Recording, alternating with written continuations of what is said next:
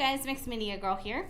In this video, we are going to be doing a dirty pour on a tumbler.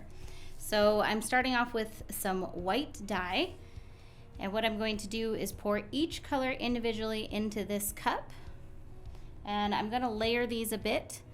I don't want this to come out too dark, so I'm layering white in between. Now I have some purple, and I'm kind of going mermaid colors here. Now we have a blue dye mixed with just a little bit of mica powder. And I do have a tray underneath here, so I'm putting enough in here to hopefully fill the tray and cover my cup.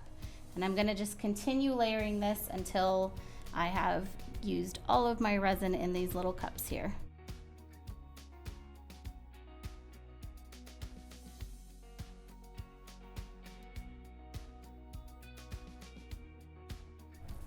Okay, I have my cup ready to go here, so I'm gonna turn my cup turner on.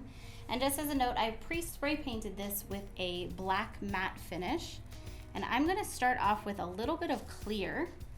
So I do wanna start off by coating the entire cup to begin with.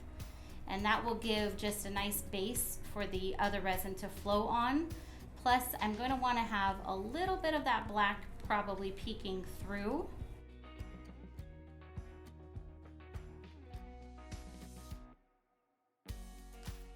I'm not worried about completely filling in the tray, but I want it to at least be mostly full.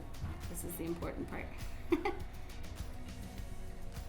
I'm going to pretty much stripe this, and it's going to roll off. And just try to be careful not to get it onto your foam. If you do, it's not the end of the world.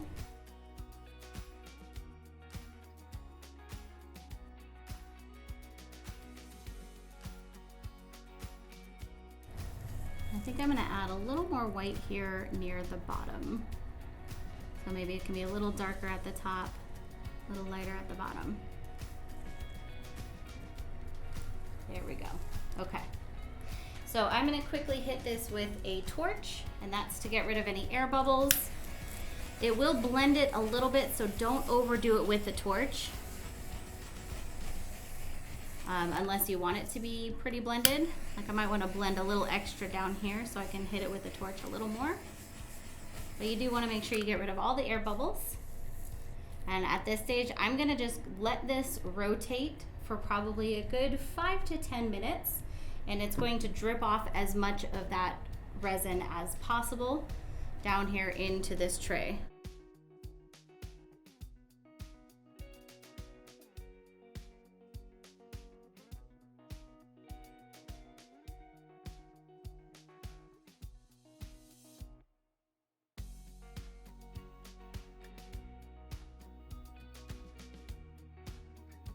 At this stage, this just needs to rotate until it is dry. I like to let it rotate overnight.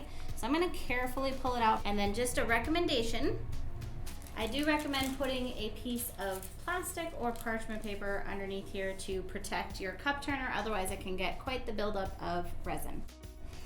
So I wanna fill in this tray a little bit more. It doesn't have to be completely full.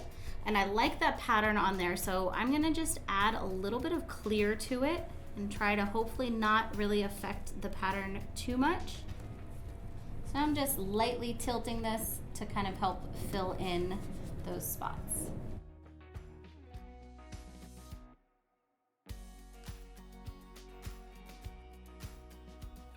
Now another thing we can do is heat this up a little bit, which will make the resin more liquid and help it flow a little bit easier. You do not want to use a torch on a silicone mold because you will just ruin your silicone mold.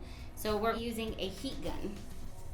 So I did kind of end up losing my design on this a bit. The colors are still gorgeous, so I'm not gonna stress about it too much, but just gonna try to get it filled in to all those corners without spilling it out.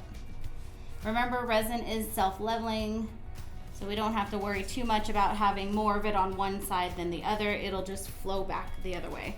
And you can see right now it's just filling in those cracks. And then we'll flow it back the other way a little bit. We still have this gorgeous mermaid look over here with the purple and the green and the blue. So let's go back this way a little bit. Change up that design yet again. Oh, try not to go out. It's not a thicker tray, so it can be kind of easy to go over the walls sometimes. And remember, resin's self-leveling, so don't worry about putting too much on one side. All right, you'll see it'll keep filling that in, and then it'll start to flow back that way. At this stage, I'm gonna go ahead and put a couple of tray handles in here right into the resin. Now try to make sure they're kind of straight. You can probably tell, but there's more resin on this side. That's okay. Even if it doesn't end up moving back over here, we're gonna be putting a clear layer in here either way. So once this first layer is dry, I'm gonna put clear in here to fill up the tray completely. So don't even stress if it's not really even. And I think for the next time, to maintain that original design, I will just go ahead and use a little bit more resin so that I don't have to do all that tilting, and it'll just fill it in. But for now, go ahead and center your handles as much as possible. I like to put them about 1.5 inches or so from each edge. It can be a little confusing on one that has this kind of scalloped edge here, but I think that's more or less pretty good. And we'll come back when both of these are dry within about 24 hours or so.